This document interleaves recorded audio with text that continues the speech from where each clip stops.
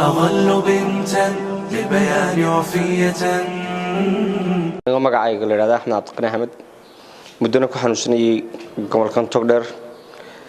hay'adii khatiir fara badan soo maray kadibna xanuunkaygu wuxuu ahaa kaadidayaan dhiigaaji kadibna Sheekh Farxaan aan kulanay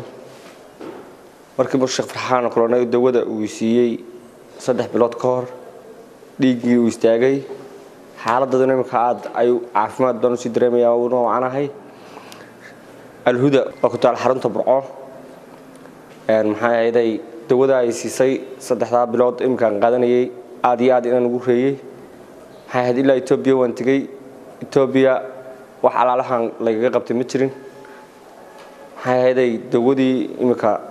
3 bilood aan isticmaalay waxaan ku dareemay caafimaad ilaahay ayaan u mahad celinayaa subhanahu wa ta'ala kadib waxaan u mahad celinayaa